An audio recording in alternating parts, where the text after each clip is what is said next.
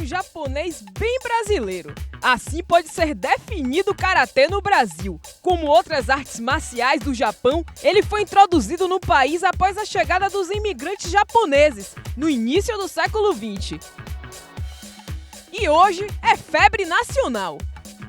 Quando os pais resolvem procurar uma modalidade esportiva para preencher a vida dos filhos, o karatê ainda é uma das mais escolhidas. Não há limite de idade para pisar no tatame, portanto toda a família pode participar. O professor Adinaldo Santos é um exemplo claro disso. Na casa dele, todos praticam karatê. E olhe que a família não é pequena. Adinaldo é casado com a karateca e tem 4 filhos.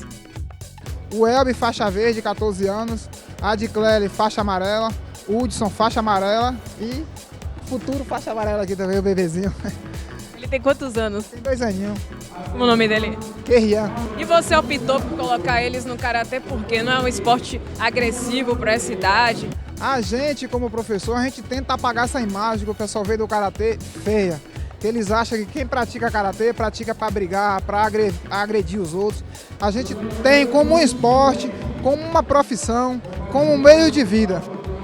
Porque você se forma um faixa preta, você põe uma academia, então para mim é um trabalho. Para mim se torna a minha vida, é essas crianças, é estar trabalhando com eles, é estar tentando dar um futuro melhor a eles, levar eles a um campeonato brasileiro, a um campeonato baiano, a disputar o mundial. A maior recompensa que eu tenho é ver eles sendo os campeões. Morador de Porto Seguro, ele trabalha no projeto social Arco-Íris e junto com a delegação de atletas rodou 714 quilômetros até Salvador para participar do 18º Campeonato Baiano de Karatê Interestilos. A gente não recebe ajuda de empresário, de prefeitura, então é só no nosso custo mesmo. E como foi essa locomoção de lá para cá, de Porto Seguro, para a competição?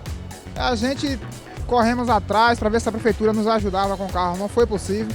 A gente pegamos com recurso próprio mesmo, nosso mesmo, paguemos uma van com um preço de R$ 2.200 para estar aqui hoje com 15 alunos competindo.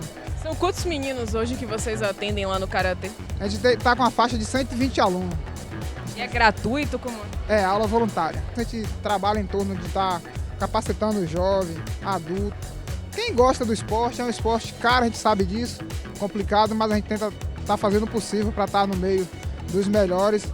A dificuldade de praticar o karatê na Bahia também é reconhecida pelos atletas de ponta, como a campeã mundial de kata, Larissa Costa. Aqui a gente não tem um grande centro de treinamento para o karatê na Bahia. Isso dificulta, você acha? Totalmente, porque a gente quer trazer um campeonato de fora, não tem condições, não tem um ginásio para trazer, não tem um centro de treinamento específico para a gente treinar, aquele treinamento intensivo de atleta realmente. Você tem algum tipo de apoio, como é? Não, a gente corre atrás e às vezes o governo do estado banca a passagem. O presidente da Federação de Karatê Interestilos da Bahia, Ivo Rangel, também não esconde as dificuldades que a modalidade enfrenta no estado. É um apoio do governo para o karatê hoje válido?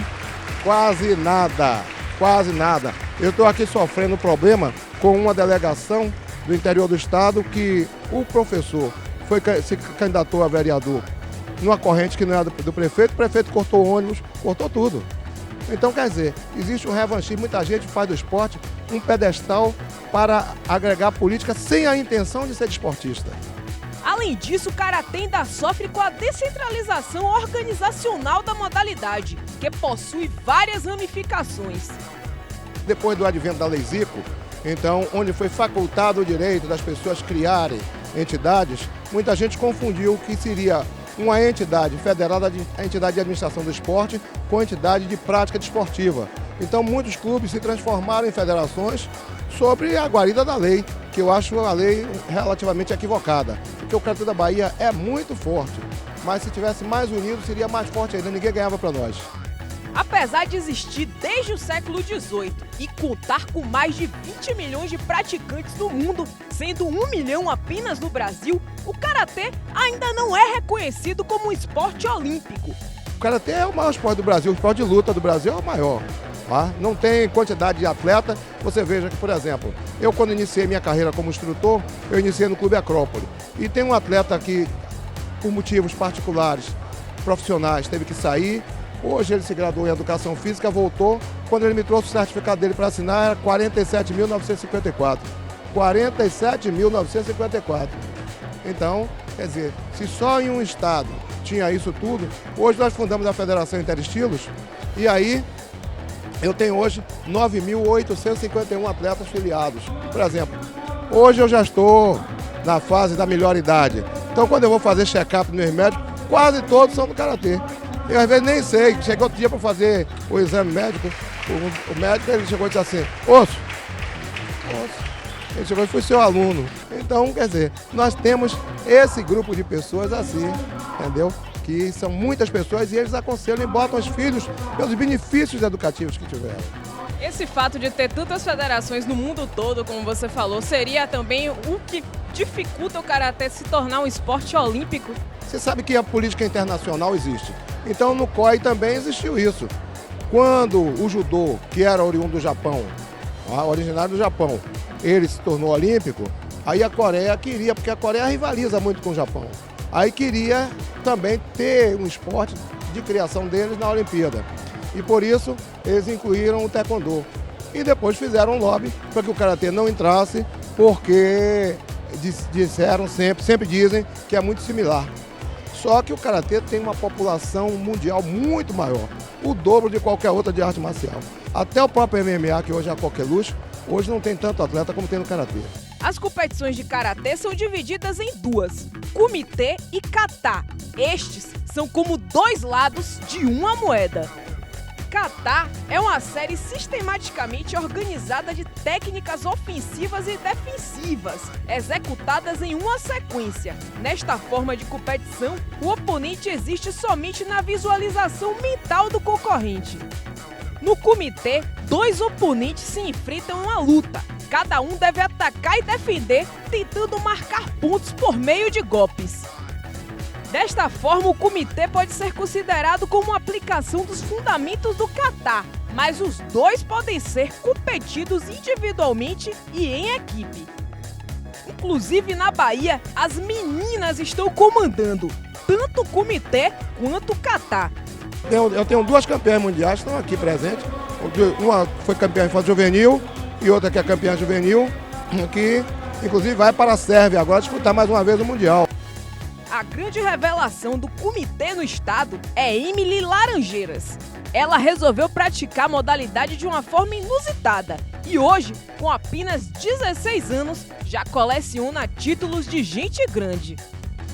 Eu comecei karatê desde pequena, tinha 5 anos de idade, entrei no karatê porque eu gostei do kimono. Quais são os seus principais títulos? Qual foi o último conquistado?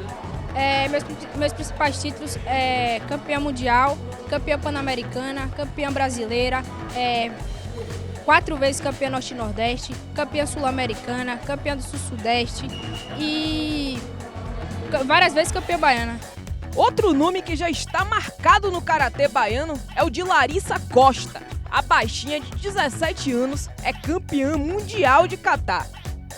Já peguei meninas do dobro da minha altura no campeonato mundial lá na Romênia e venci dela, lá na russa. E assim, o karatê é dividido por pesos, de categorias, faixas. E sempre eu pego meninas bem maiores que eu. E qual é seu peso e sua altura? Eu tenho 1,47 e peso 50 quilos. Esse estilo que ela está exibindo aí é o Goju-Ryu, que tem um alto grau de dificuldade. No Nordeste, Larissa é a única que consegue executá-lo com perfeição. O estilo possui técnicas rígidas, com formas suaves. Por que você decidiu fazer o karatê? Eu passei por uma academia de karatê, aí gostei, meu amigo meu fazia, e daí eu comecei a ir acompanhar, meus pais não queriam, eu fiz a cabeça dele porque eles acham que karatê é esporte masculino, e eu fiz a cabeça dele até que eu consegui entrar no karatê. Para a surpresa daqueles que achavam que o karatê era um esporte restrito ao universo masculino, Larissa diz que esse é um triste engano.